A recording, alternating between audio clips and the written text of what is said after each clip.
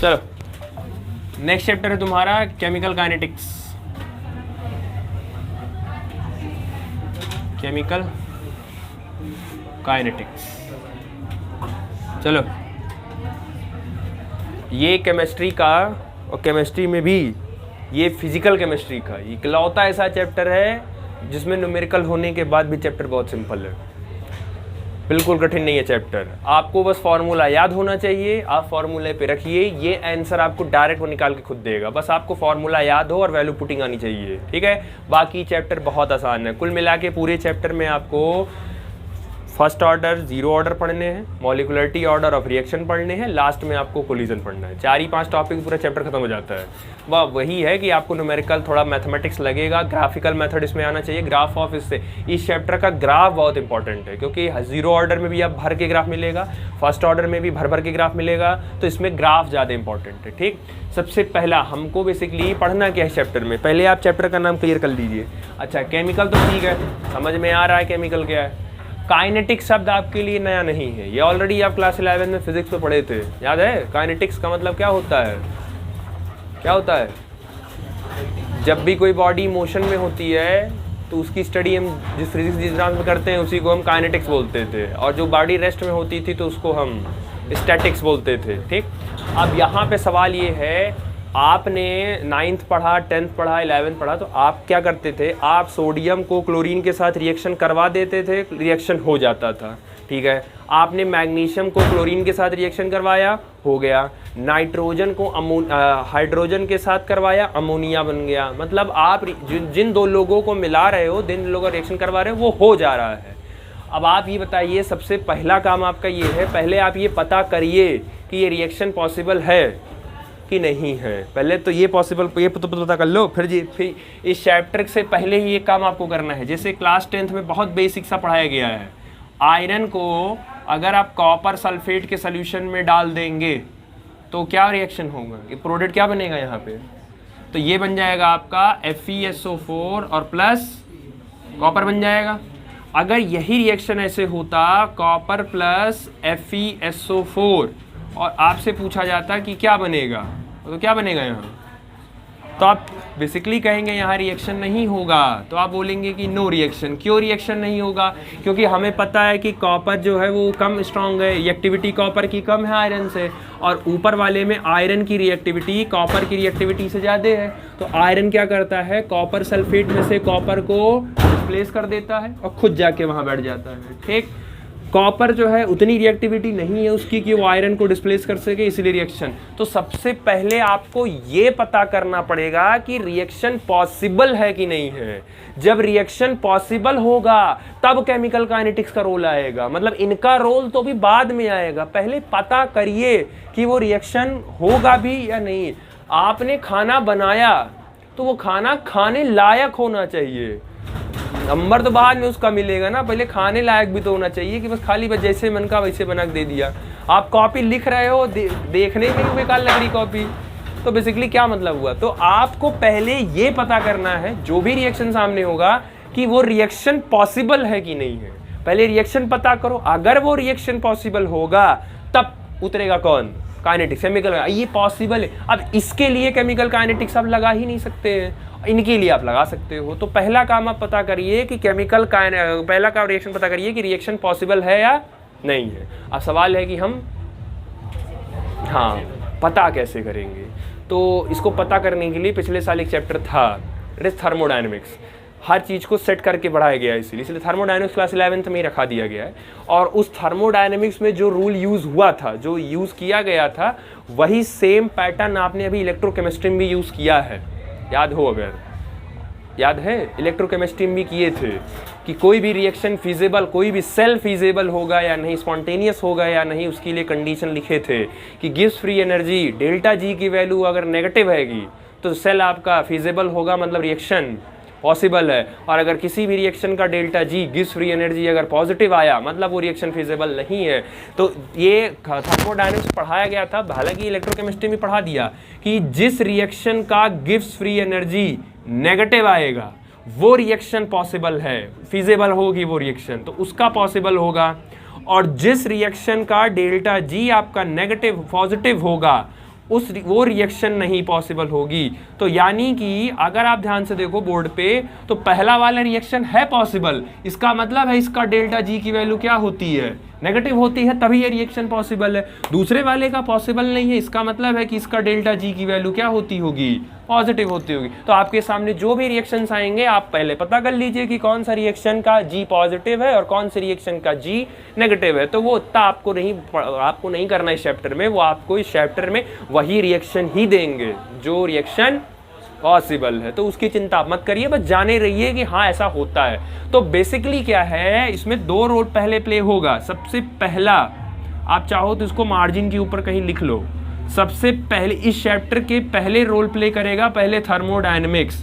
Thermodynamics बताएगा reaction is possible और not, मतलब कुल मिला के फिजिबिलिटी बताएगा, रिएक्शन इज पॉसिबल और नॉट, रिएक्शन पॉसिबल है कि नहीं है। अगर रिएक्शन पॉसिबल है तो रिएक्शन होगा, तो रिएक्शन को होने में कितना समय लग रहा है। अब आप समझिए केमिकल काइनेटिक्स में पढ़ना क्या है। आप अपने घर से निकले, आप स्कूल तक गए, आप 15 मिनट पहुंच गए, ठीक।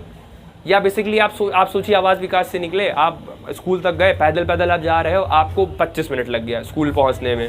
फिर आपने साइकिल कर लिया, तो आपने साइकिल कर लिया तो आप 15 मिनट में ही पहुंच गए। फिर आपने मोटरसाइकिल कर लिया तो आप 10 मिनट में ही पहुंच गए। फिर आपने कार कर लिया तो आपने 5 ही मिनट में आप पहुंच गए।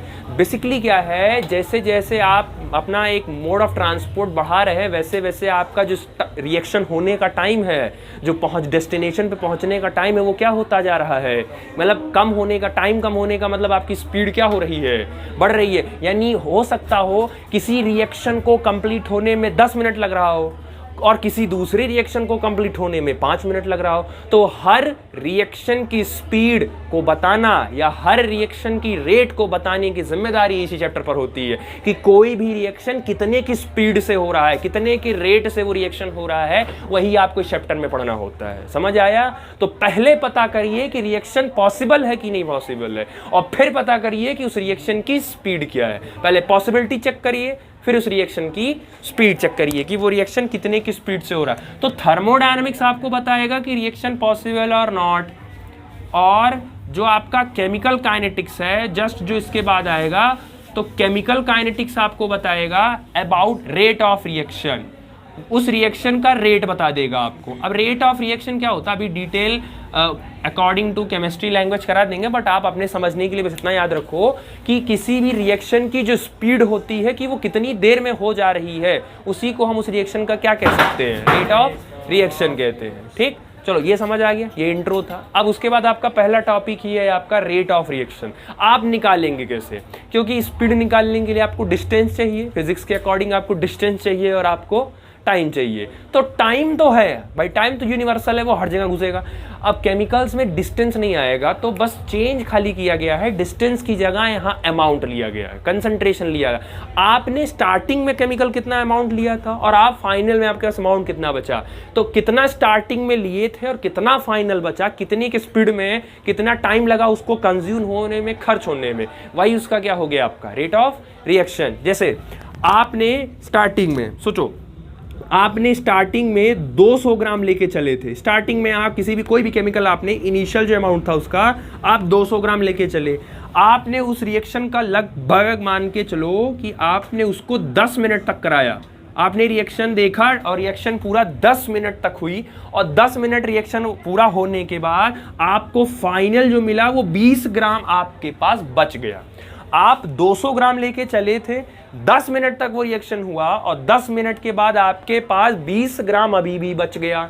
तो इसका मतलब है अगर रेट ऑफ रिएक्शन निकाला जाए स्टार्टिंग का, तो 200 बाई कितना टाइम, ठीक। अच्छा, बचा कितना है 20 और है कितना 200। तो अगर आप डिफरेंस निकालोगे कि कितने का डिफरेंस, कितना खर्च हुआ, तो 200 माइनस 20 कितना आया 180 बाई 10, 0 से 0 काटोगे, अभी यूनिट अभी देंगे, मोल पर लीटर आएगी, मोल पर सेकेंड आएगा, मतलब कि कुल मिला के इतना टाइम उसको, इतना सेकेंड उसको लगा होगा ख़त्म होने में। जैसे आप बोलते हो ना 3 मीटर पर सेकेंड स्पीड है, 60 किलोमीटर पर आवर स्पीड है, तो वैसे ही जो रेट ऑफ रिएक्शन निकालते हैं, जिसको हम शॉर्ट फॉर्म में ROR, पूरा नहीं लिखते हैं तो हम शॉर्ट में ROR लिख देते हैं, तो आप निकालोगे कैसे? Change in concentration. कंसंट्रेशन में बेसिकली आप कितना चेंज कर रहे हो उसी को हम बोलते हैं रेट ऑफ रिएक्शन। जैसे आपके पास इनिशियल कंसंट्रेशन कितना था माइनस आपके पास फाइनल कंसंट्रेशन कितना बचा अपॉन टाइम। आप यही करिए, आपको स्पीड पता चल जाएगी। जैसे इनिशियल कंसंट्रेशन आपके पास 200 ग्राम था, फाइनल कंसंट्रेशन आपके पास 20 ग्राम था, टोटल टाइम होने में इसको 10 मिनट लगा, तो आप काटोगे तो ओवरऑल जो आपका बचा 18। अब यूनिट चेक करो, ऊपर इनिशियल क्या रख रहे हो? इनिशियल क्या रख रहे हो? कंसंट्रेशन ना। कंसंट्रेशन का मतलब क्या होता है? मोलैरिटी। तो यूनिट क्या हो गई? ROR की अगर यूनिट पूछी जाए तो न्यूमरेटर में यूनिट क्या हो जाएगा? मोल। और टाइम की यूनिट क्या हो गई? सेकेंड। नॉर्मली होगा। आपने अपने क्वेश्चन में टाइम को किस में रखा है? मिनट में। तो बेसिकली यहाँ जो यूनिट आएगी वो क्या हो जाएगी? मोल पर मिनट। जब मिनट में रखे हो तो मिनट आएगी। इसका मतलब है कि 1 मिनट में 18 मोल खर्च हो जा रहा है। ये कहने का सेंस है कि 1 मिनट में 18 मोल खर्च कर दिया जा रहा है। तो बेसिकली आप इनिशियल कितना लेके चले थे, फाइनल कितना आपके पास बचा है, उसी का डिफरेंस लेके जितना टाइम लगा होगा आप उसी से डिवाइड कर दीजिए, आपको उस रिएक्शन का रेट पता चल जाएगा। समझ आया? ठीक। अब आपकी केमिस्ट्री में बहुत सारे तरीके के रिएक्शंस होते हैं, जैसे कुछ बहुत तेज, कुछ बहुत स्लो और कुछ मॉडरेट। ठीक। बहुत तेज रिएक्शन जैसे पहला हो गया आपका वेरी फास्ट रिएक्शन, और वेरी फास्ट रिएक्शन केमिस्ट्री में एक ही है, आयोनिक रिएक्शन। आयोनिक रिएक्शन आपके पलक झपकते ही हो जाएगा, जैसे Na+Cl-, आप देख नहीं पाओगे उतनी तेज निपटा देगा वो। तो जितने भी केमिस्ट्री में आयोनिक रिएक्शंस होते हैं इतनी तेज होता है वो कि तुम उसका रेट ऑफ रिएक्शन कैलकुलेट नहीं कर सकते। आप आयनिक रिएक्शन का रेट ऑफ रिएक्शन नहीं कैलकुलेट कर सकते, पॉसिबल ही नहीं है, क्योंकि रेट ऑफ रिएक्शन कैलकुलेट करने के लिए वो थोड़ा रुकना चाहिए, होल्ड होना चाहिए, तो वो आप नहीं कैलकुलेट कर सकते। आयनिक का पॉसिबल नहीं है। दूसरा आता है वेरी स्लो रिएक्शन।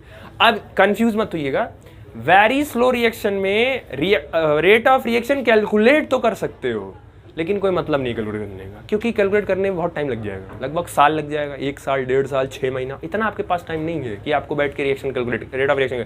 जैसे लोहे पे जंग लगना, रस्टिंग ऑफ आयरन, 1 साल लग जाएगा जंग लगने में उसको, तो 1 साल तक बैठ के इंतजार थोड़ी करोगे कि अब तुम जंग लगो तो हम तुम्हारा निकाले। इतना टाइम नहीं होता है आपके पास। सिल्वर, चांदी का काला होना, पायल वायल जो मम्मी लोग पहनती हैं चांदी का, काला हो जाता है तो उसको फिर से करवाया जाता है, तो अब उसको टाइम लगता है। तो आप उतना नहीं है टाइम आपके पास कि आप बैठ के रेट ऑफ रिएक्शन, यानी कि डिफरेंस क्लियर रखिएगा। फास्ट रिएक्शन का तो आप कैलकुलेट ही नहीं कर सकते चाह के भी, स्लो वाले रिएक्शन का कैलकुलेट कर सकते हो लेकिन करते नहीं हो क्योंकि यूजफुल नहीं है आपके लिए, क्या ही करोगे उतना करके। ठीक। और तीसरा आता है मॉडरेट, जो नॉर्मल, मतलब मॉडरेट की स्पीड इतनी होती है कि वो आराम से टूटता है फिर आराम से वो जुड़ता है, मतलब बॉन्ड ब्रेकिंग और बॉन्ड फॉर्मेशन में टाइम लगता है, इतना स्पीड वो उसकी सफिशिएंट होती है कि आप उस रिएक्शन का रेट कैलकुलेट कर सकते हैं। समझ आया? सबसे कॉमन जो है, ज़्यादातर जो जितने भी कोवैलेंट वाले कंपाउंड होते हैं, सही, ठीक है, जितने कोवैलेंट वाले होते हैं वो सारे के सारे आपके कैलकुलेट कर सकते हो कोवैलेंट के। जैसे कार्बन प्लस ऑक्सीजन, जैसे ये रिएक्शन कार्बन प्लस ऑक्सीजन, इसमें बनेगा आपका CO2। ये आयोनिक नहीं है, ये कैसा है? कोवैलेंट कंपाउंड है। आपने नाइट्रोजन को और इसमें हाइड्रोजन को आपने ऐड कर दिया तो आपका बन गया NH3। आप इसका भी कर सकते हो, तो आपने एग्जांपल इसी का लिखा है। नाइट्रोजन के बीच में होता है ट्रिपल बॉन्ड, तो N triple bond N। Hydrogen के बीच होता है सिंगल बॉन्ड, और नाइट्रोजन में बेसिकली हो गया आपका N बॉन्ड N और बॉन्ड N।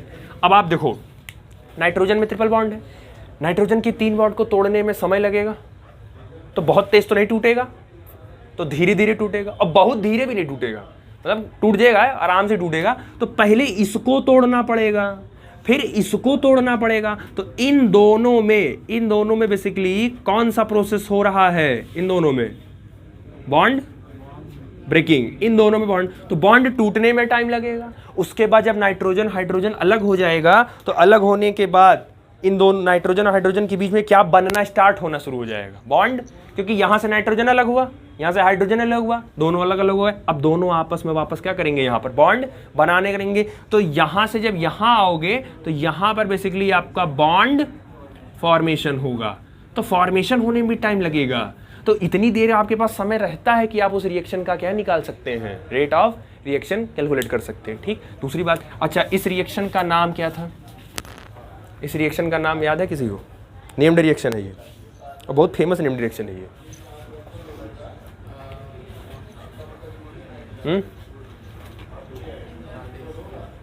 याद है? हेबर्स प्रोसेस है ये, हेबर्स प्रोसेस। ठीक, तो इतना है स्टार्टिंग में, आप ध्यान रखिएगा इसको, ठीक है, इसको बना लो उसमें। नेक्स्ट आपका आपने पढ़ा rate of reaction, that is ROR। तो पहली बात तो दिमाग में रखो, जब भी आपसे कहा जाएगा, जब भी आपसे कहा जाएगा कि इस रिएक्शन का ROR निकालिए, तो आप कभी भी उस रिएक्शन का डायरेक्ट ROR नहीं निकालते हैं। आप केमिस्ट्री में हमेशा उसका क्या निकालते हैं, एवरेज ROR। कभी भी आप डायरेक्ट रेट ऑफ रिएक्शन निकाल सकते हैं। जैसे केमिस्ट्री में होती है एक स्पीड और एक होती है एवरेज स्पीड। आप बस्ती से लखनऊ गए तो बस्ती से लखनऊ आपसे फाइनल क्या पूछा जाएगा कि आपकी एवरेज स्पीड क्या थी टोटल जर्नी के दौरान, आपकी स्पीड कोई नहीं पूछेगा। तो आप किसी भी रिएक्शन की रेट ऑफ रिएक्शन नहीं कैलकुलेट करते हैं, आप किसी भी रिएक्शन का क्या कैलकुलेट करते हैं, average rate of reaction calculate करते हैं। समझ आया? दूसरा, इस चैप्टर में स्टाइशियोमेट्री कोफिशिएंट का बहुत रोल है। अब स्टाइशियोमेट्री कोफिशिएंट क्या होता है, बैलेंसिंग करे हो, बैलेंसिंग किए हो, तो बैलेंसिंग करने में जो आगे आप डिजिट यूज करते हैं, डिजिट यूज करते हैं, उसी को बोलते हैं स्टाइशियोमेट्री कोफिशिएंट। अब ROR पहले लिखने का तरीका देखिए, ROR आपको लिखना कैसे है, ROR आप लिखेंगे कैसे, एवरेज ROR आप लिखते कैसे। जैसे एग्जाम्पल के तौर पर लिखना सीखो, क्योंकि ये स्टार्टर है, अगर स्टार्टर इसका नहीं आया समझ में तो फिर मान के चलो फिर वही है, लिखने में ही गड़बड़ाएगा आपका। जैसे मान लो आपके पास रिएक्शन है 2A + 3B gives 4C + 2D। मान लो ये आपके पास रिएक्शन है और आपसे किसी ने कहा कि इस रिएक्शन का एवरेज रेट ऑफ रिएक्शन लिख के दिखाइए। तो सबसे पहला काम, इंडिविजुअल पहले लिखिए। इंडिविजुअल लिखा जाता है, ए का इनिशियल कंसंट्रेशन, ए का फाइनल कंसंट्रेशन, उसको खत्म होने में कितना टाइम लगा, बी का इनिशियल कंसंट्रेशन, बी का फाइनल कंसंट्रेशन, उसको कितना टाइम लगा। तो इंडिविजुअल लिखा जाता है पहले। चलो, ए का इनिशियल कंसंट्रेशन और फाइनल कंसंट्रेशन, तो सीधे सीधे आप ये नहीं लिख सकते change in concentration of A upon time, ये लिख सकते हो कि नहीं लिख सकते हो। बाकी चेंज इन टाइम के लिए भी आप डेल्टा लगा सकते हो, कोई दिक्कत। बी के लिए क्या लिख सकते हो, change in concentration of B, change in कि बी का कंसंट्रेशन चेंज होने में कितना टाइम लगा, same change in concentration of C to the time, C के कंसंट्रेशन को चेंज होने में कितना टाइम लगा, और same change in concentration of D to the time. यहां तक बात आ गई समझ में, ठीक है। दूसरा ये बताओ, अब जो भी स्टाइशियोमेट्रिक कोफिशिएंट आगे लगा है उसको डिवाइड में ले जाओ, 1/, में ले जाओ। तो इसके आगे 2 है तो इसको आप करिए मल्टीप्लाई बाई 1/2। इसके आगे 3 है, multiply by 1/3, multiply by 1/4, multiply 1/2 हो गया। उसके बाद इंडिविजुअल इसका ROR लिखे हो, इसका लिखे हो, इसका लिखे हो, इसका लिखे हो, तो कोई वो प्लस माइनस डिवाइड नहीं रहेगा, वो आप एज इट इज इक्वल लगा सकते हो, क्योंकि जब सबका ROR बराबर होगा तभी आपका रिएक्टेंट कन्वर्ट होगा प्रोडक्ट में। अच्छा, A और B क्या है, रिएक्टेंट है, और C और D आपका क्या है। अब आप बताइए, A और B जब खत्म होगा तब तो C और D बनेगा।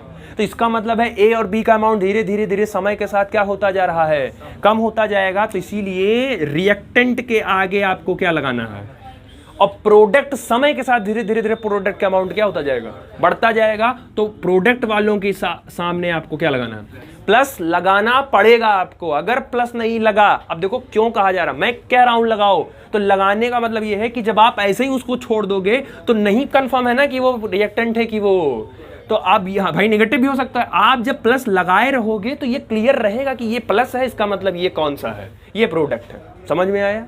ये एक तरीका हुआ समझाने का कि अगर रिएक्टेंट होगा तो उसके आगे माइनस लगा देना, और अगर प्रोडक्ट होगा तो उसके आगे प्लस लगा देना, ये है। लेकिन अब इसको फॉर्मूले से समझो, ऐसा हुआ क्यों माइनस लगाया गया, वो तो ठीक है आपको याद कराने के लिए समझा दिया। आप ये बताइए, रेट ऑफ रिएक्शन है, तो रेट ऑफ रिएक्शन कभी भी नेगेटिव नहीं हो सकती, रेट ऑफ रिएक्शन कभी नेगेटिव नहीं हो सकती। भाई आप कोई रिएक्शन करवा रहे हैं तो कोई रिएक्शन दो ही पॉसिबिलिटी है, या तो होगा ही नहीं, या तो होगा तो पॉजिटिव में ही होगा ना, कि वो रिएक्शन कभी नेगेटिव में चली जाएगी। उस रिएक्शन की स्पीड नेगेटिव में नहीं जा सकती ना।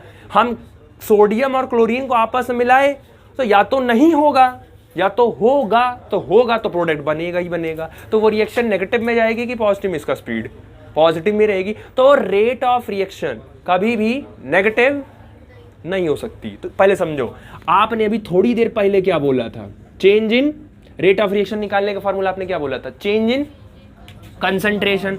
तो आपने बोला change in concentration upon time. अच्छा, चेंज इन कंसंट्रेशन में लिया कैसे जाता है, देखो इनिशियल से जोड़ा जाता है, इनिशियल के कंपैरिजन में बेसिकली जोड़ा जाता है कि इनिशियल से आपने कितना उसको कंपेयर किया। अब आप ये बताइए, जब चेंज देखोगे, हमेशा जब भी डिफरेंस लिया जाता है या चेंज लिया जाता है तो फाइनल माइनस, तो इसका मतलब है चेंज इन कंसंट्रेशन में आप पहले रखेंगे final concentration minus initial concentration upon time, ये रखोगे, ठीक है। तो ये तो अभी लिख लेना, दोनों चीज़ समझा दे रहे हैं।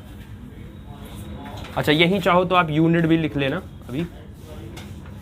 कंसंट्रेशन की यूनिट, कंसंट्रेशन बेसिकली मोलैरिटी है, और मोलैरिटी की यूनिट क्या होती है, मोल पर लीटर, नहीं पूरा, वो पहले वाले थोड़ा सा गलत हो गया। मोलैरिटी है ना, मोलैरिटी की यूनिट क्या होती है, मोल पर लीटर। और नीचे कौन है, टाइम, तो टाइम की यूनिट क्या हो गई, सेकंड। तो ओवरऑल जब आप यूनिट लिखोगे रेट ऑफ रिएक्शन का, तो मोल पर लीटर पर सेकंड, ये एक्चुअल में आएगा रेट ऑफ रिएक्शन की यूनिट। वो पहले में थोड़ा सा गलत हो गया था, ठीक है, टाइम डाल लिया था, तो ये ध्यान रखना, ये हो गया। अब वो नेगेटिव पॉजिटिव का जरा खेल समझो।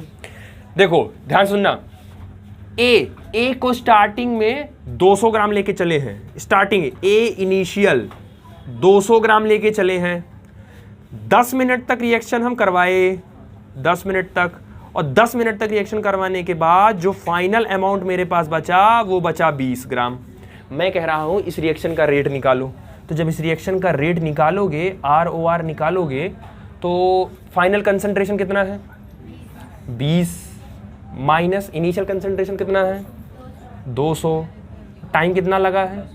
तो आप चाहो इसको सेकंड में कर सकते हो, अगर 10 मिनट है आप इसको सेकंड में करोगे तो 10 × 60, तो ये टोटल कितना सेकंड आ गया, तो ये आ गया आपके पास 600 सेकंड। अब माइनस करोगे तो ये हो जाएगा 180 माइनस में डिवाइडेड बाई 600, तो ये 0 0 कट गया, 6 10 जा 60, 6 3 जा 18, 3 1 जा 3, नहीं कटेगा, तो 3/10। अब आप ये देखो, जो आपका ROR आया है, वो ROR किस में आ गया, नेगेटिव में नहीं आ गया, लेकिन नेगेटिव में ROR होता ही नहीं है। तो नेगेटिव में नहीं होता है, इसको पॉजिटिव करने के लिए हम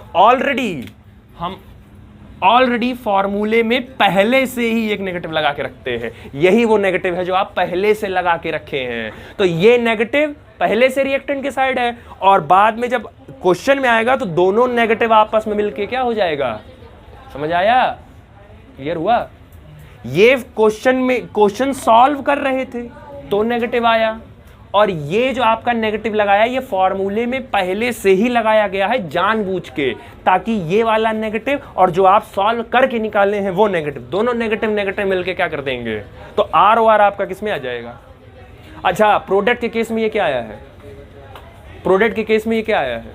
पॉजिटिव है। अब आप ये सोचिए, एकदम शुरू में प्रोडक्ट का इनिशियल कंसंट्रेशन कितना रहा होगा, 0, क्योंकि अभी प्रोडक्ट बना ही नहीं है। तो अगर प्रोडक्ट नहीं बना है तो C का इनिशियल कंसंट्रेशन आप सोचिए कितना रहा होगा, और मान लो कुछ देर के बाद C का फाइनल जो आया, मान लो वो 10 ग्राम ही बन गया, 10 ग्राम बन गया, और इसको बनने में टोटल उसको मान के चलो 5 सेकंड लग गया उसको। आप इसका ROR निकालो, तो इनिशियल फाइनल कंसंट्रेशन कितना है 10 माइनस इनिशियल कंसंट्रेशन कितना है 0 बाई 5, 10 माइनस 0/5 तो 10/5, काटोगे तो कितना आ जाएगा 2, ROR। तो इसका मतलब है इसका यूनिट रख दो पूरा। अच्छा वो छोड़ो, यूनिट तो पता ही आगे रहेगा। ये वैल्यू किस में आई है, तो प्रोडक्ट के लिए वैल्यू किस में आई है, पहले से पॉजिटिव लगाई भी हो, समझे। तो क्या है कि ROR कभी नेगेटिव नहीं हो सकता, इसीलिए हम पहले ही फॉर्मूले में पहले से ही क्या लगा कर बैठते हैं, वही यहाँ सिखाया गया है कि पहले से आप, यानी रिएक्टेंट के केसेस में हमेशा आप नेगेटिव लिखेंगे और प्रोडक्ट के केसेस में आप हमेशा पॉजिटिव लिखेंगे। आया समझ में? हाँ देखो एक चीज और, अगर मोल पर लीटर यूनिट आप तब रखेंगे जब आपके पास जो रिएक्टेंट और जो प्रोडक्ट होंगे वो सब लिक्विड स्टेट में हो, क्योंकि मोलैरिटी किसकी निकाली जाती है, लिक्विड स्टेट की मोलैरिटी निकालते हो ना। अगर आपके पास रिएक्टेंट और प्रोडक्ट गैस हो गए, जैसे अभी पीछे वाले जो एग्जांपल दिए थे, जैसे मान लो नाइट्रोजन, तो N2 किस स्टेट में मिलेगा, गैस। हाइड्रोजन भी किस स्टेट में मिलेगा, गैस। और जो प्रोडक्ट बनेगा NH3 वो भी किस में मिलेगा। अब अच्छा मानो इसका निकालने को कहा जाए, इसका निकालने को कहा जाए तो आप कैसे लिखोगे, change in concentration of nitrogen upon change in time is equal to change in, अच्छा बैलेंस कर, अच्छा हाँ, नाइट्रोजन के लिए लिख लिए change in concentration of nitrogen upon change in time. Hydrogen के लिए लिखोगे change in concentration of hydrogen upon change in time is equal to change in concentration of NH3 upon time. और केमिकल काइनेटिक्स में बिना equation balance की आगे मत बढ़ना, नहीं पूरा डाटा आपका गलत हो जाएगा, क्योंकि बैलेंस करोगे स्टोइचियोमेट्री पूरा डिपेंडेंसी देता है वो। अब देखो इसके आगे कुछ नहीं है तो मतलब 1/1 ही रहेगा, लेकिन ये रिएक्टेंट है तो आगे क्या लगेगा माइनस, इसके आगे बैलेंस करके 3 है तो इसके आगे 1/3, रिएक्टेंट है तो आगे क्या लगेगा माइनस, ये NH3 है पॉजिटिव है तो ये 1/2 और आगे, समझ आ गया। तो आप एक चीज बोलिए, कौन सा, नाइट्रोजन तो माइनस है ही, हाइड्रोजन माइनस है। अब देखो एक चीज और, सारे का सारा गैस है ना, रिएक्टेंट भी गैस है, और तो इसके केसेस में अगर आपके पास रिएक्टेंट और प्रोडक्ट सारे गैसेस होंगे तो यूनिट मोल पर लीटर पर सेकंड ना होके ये सीधे हो जाएगी ATM पर सेकंड। मतलब मोल पर लीटर को हटा दीजिए, उसकी जगह गैस, क्योंकि गैसेस का प्रेशर किस में मेजर करते हैं आप, ATM में, बाकी टाइम तो एज इट इज आपका सेकंड रहेगा, ठीक है। तो इसके लिए ध्यान में रखना, ठीक, समझ आया। चलो ये लिख लो, खाली ये लिख लो बस, ये गैसेस, ये तो समझाने के लिए था आपके लिए। अब एक चीज और, जहाँ लिखे होगे वहीं पे ये जहाँ लिखे होगे आप ये बताइए, तो आपने कुल मिला के एक चीज़ ये बोल दिया कि एवरेज रेट ऑफ रिएक्शन हमेशा आपको वैल्यू कैसी देगा, पॉजिटिव के नेगेटिव। तो इसका मतलब ये हमेशा आपको वैल्यू कैसे मिलेगी, ऑलवेज पॉजिटिव, क्योंकि उसको पॉजिटिव करने का जुगाड़ ऑलरेडी पहले ही कर चुके हो। तो जहाँ भी ये लिखे होगे स्टार्टिंग में ब्रैकेट में लिखना भी ऑलवेज पॉजिटिव, ठीक। चलो उसके बाद दो चीज़ें और हैं जो काफ़ी कंफ्यूज करती हैं। पहला, रेट ऑफ अपीयरेंस। अपीयरेंस का क्या मतलब होता है, जो अपीयर हुआ, जो बना भी, और एक होता है आपके पास rate of disappearance, rate of disappearance. अब आप हमको ये बताइए कि अपीयरेंस रिएक्टेंट का होता है कि प्रोडक्ट का, अपीयरेंस रिएक्टेंट का होगा कि प्रोडक्ट का, प्रोडक्ट का, क्योंकि प्रोडक्ट धीरे धीरे बनेगा तो अपीयर होगा, डिसअपीयर टाइम के साथ कौन होगा, क्योंकि जैसे जैसे टाइम बीतता जाएगा वैसे वैसे रिएक्टेंट कम होता जाएगा, तो रिएक्टेंट कम होता जाएगा तो रिएक्टेंट डिसअपीयर होगा, और जब रिएक्टेंट कम होगा तो उसी समय प्रोडक्ट अपीयर होगा। तो आपसे जब पूछा जाएगा कि रेट ऑफ अपीयरेंस, तो बेसिकली तरीका वही है लिखने का। आपसे अपीयरेंस पूछे हैं तो आप तरीका वही रखेंगे, delta C by delta T और is equal to delta D by delta T as it is, जैसे यहाँ है 1/4, जो भी कोफिशिएंट होगा, इस केस में कोफिशिएंट ये है। अब यहाँ पे थोड़ा ट्विस्टिंग है, कुछ बुक्स अभी भी साइन रखवाती हैं, अभी भी, और कुछ बुक्स साइन नहीं रखवाती हैं। वो इसलिए नहीं रखवाती हैं, आपने ऑलरेडी बता दिया है, अपीयरेंस में आपने ऑलरेडी क्लियर कर दिया है कि किसको लिखने जा रहे हैं, तो पता है ना, तो पॉजिटिव लिखने की जरूरत नहीं है। यहां पता है डिसअपीयरेंस का मतलब आपने पहले ही बता दिया कौन डिसअपीयर होने जा रहा है, तो आपने तो पहले बता दिया डिसअपीयर रिएक्टेंट ही होगा, तो आपको फिर नेगेटिव वहां लिखने की जरूरत नहीं है। तो आप सीधे सीधे बस इसको लिख सकते हैं, delta A by delta T 1/2 is equal to delta B by delta T और आगे 1/3। साइन नहीं भी लगाएंगे आप तो कोई दिक्कत नहीं, क्योंकि आपने पहले ही बता दिया है कि डिसअपियर। तो डिसअपियर का काम हमेशा किसका होता है? रिएक्टेंट का होता है। और अपीयरेंस का काम हमेशा किसका होता है?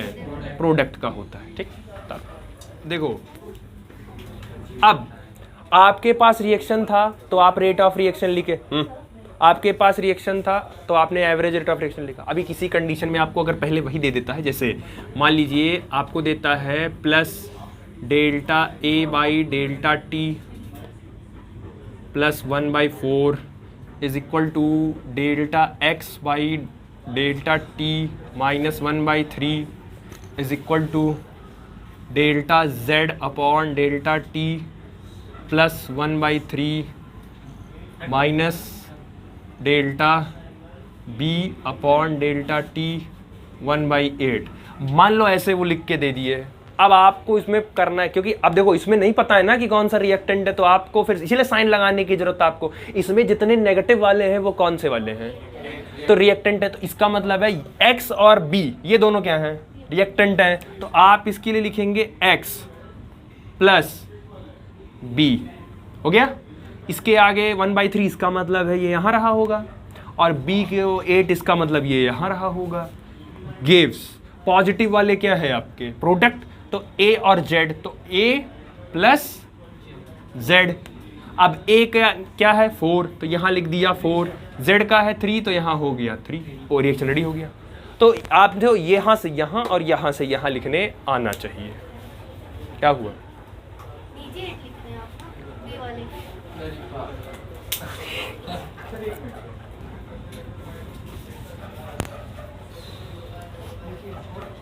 चलो मान लो आपके पास carbon plus oxygen gives carbon dioxide है, ठीक है। इसका निकालना हो तो delta C upon delta T, reactant है तो आगे लगेगा minus, is equal to delta O2 upon delta T, इसके आगे लगेगा माइनस क्योंकि रिएक्टेंट है, is equal to delta CO2 upon delta T, और इसके आगे लगेगा क्या? प्लस। अच्छा सेम सोचो, एक तीसरा रिएक्शन होता delta X upon delta T is equal to delta Y upon delta T, और is equal to delta Z upon delta T is equal to delta M upon delta T. ये -1/2 हो गया, ये plus 1/7 हो गया, ये plus 1/3 हो गया, और ये -1/2 हो गया। अब आपसे कोई कह रहा है कि रिएक्शन लिखिए इसको, तो सबसे पहला काम पहले पता करो उसमें रिएक्टेंट कौन है और प्रोडक्ट। जो माइनस वाले हैं वो क्या हो गए? तो इसका मतलब इसमें रिएक्टेंट है आपके पास x और रिएक्टेंट दूसरा है आपके पास, तो ये हो गया। अब x के नीचे 2, तो इसका मतलब है 2 यहाँ लिखाएगा, और m में 2 लिखा है, इसका मतलब इसके साथ 2 यहाँ लिखाएगा। उसके बाद प्रोडक्ट कौन कौन है आपके पास? y और प्लस z, तो y के नीचे 3 है तो इसके आगे 3 लिखाएगा, और z है 7 तो इसके आगे 7 लिखाएगा। तो समझ में आया? ये दिया होगा तो रिएक्शन कैसे लिखना है, और ये दिया होगा तो याद करो, ऐसे इलेक्ट्रोकेमिस्ट्री में तो होता था, आपको सेल होता तो आपको पूरा लिखना पड़ता था। तो बस आपको अगर रिएक्शन दिया होगा तो ROR लिखने आना चाहिए, और अगर ROR दिया होगा तो रिएक्शन लिखने आना चाहिए। Got it?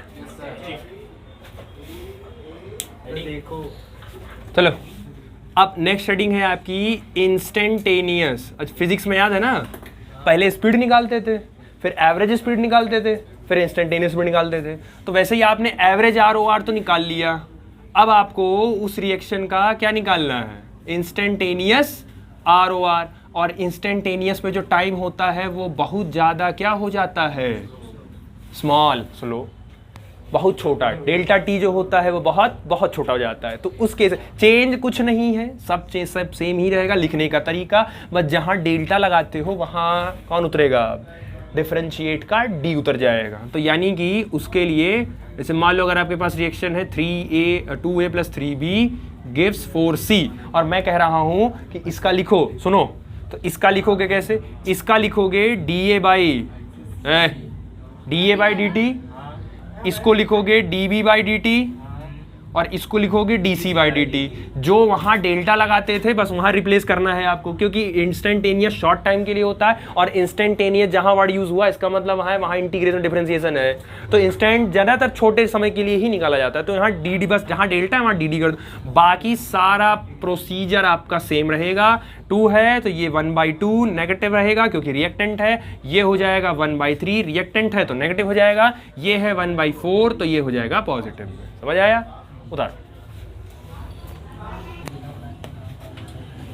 चलो नेक्स्ट है आपका graphical representation. Graphical representation, reactant versus time and product versus time. आप देखो ग्राफ यही समझना शुरू कर दो। ग्राफ आप ये बताइए एक्स एक्सिस पे किस क्वांटिटी को रखा जाता है, डिपेंडेंट के इंडिपेंडेंट?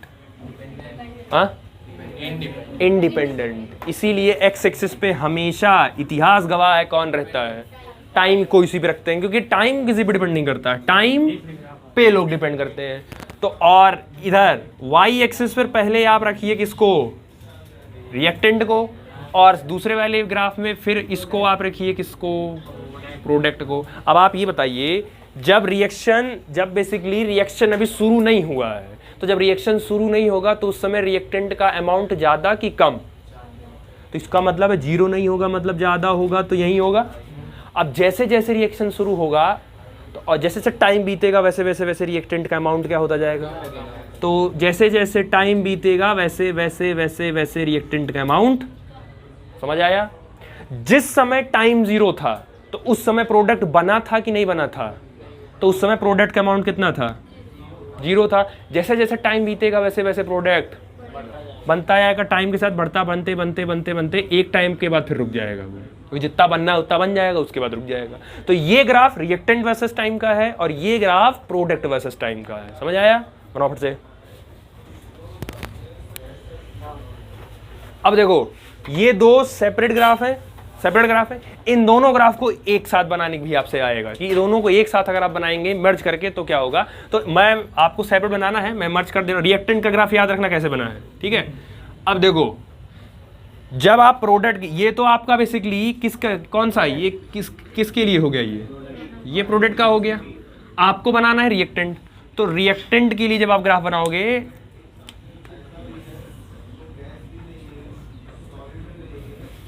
ऐसे जाएगा। तो ये क्या हो गया, ये रिएक्टेंट का ग्राफ हो गया, ठीक। अब आप समझिए पहले इसको, ये ग्राफ पहले समझिए। जैसे पहले रिएक्टेंट आपके पास क्या था, 0। अब रिएक्टेंट आपके पास हाई था और प्रोडक्ट आपके पास क्या था। जब आपने रिएक्शन करवाना स्टार्ट कराया तो रिएक्टेंट धीरे धीरे अब ये देखना, ये रिएक्टेंट कम होगा, प्रोडक्ट बढ़ेगा। एक टाइम पे तो वो आएगा ही ना कि जब दोनों का रेट, तो जहां पे दोनों ये ग्राफ एक दूसरे को कट करेंगे, ये जहां हिस्सा दोनों को कट कर रहे हैं, इस जगह पर rate of reactant is equal to rate of बराबर होगा, ठीक। अब हमको एक चीज बताओ, रिएक्टेंट कन्वर्ट होता है किसमें? तो रिएक्शन फॉरवर्ड जा रहा है कि रिएक्शन बैकवर्ड आ रहा है?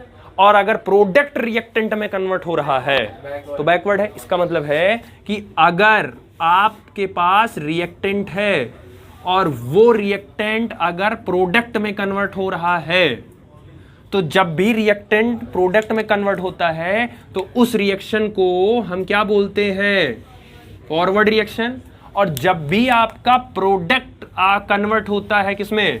रिएक्टेंट में, तो उस रिएक्शन को हम बोलते हैं बैकवर्ड। क्योंकि आप देखिए केमिस्ट्री में आप बहुत सारे ऐसे रिएक्शंस पढ़े हैं जो इरिवर्सिबल होते हैं इरिवर्सिबल।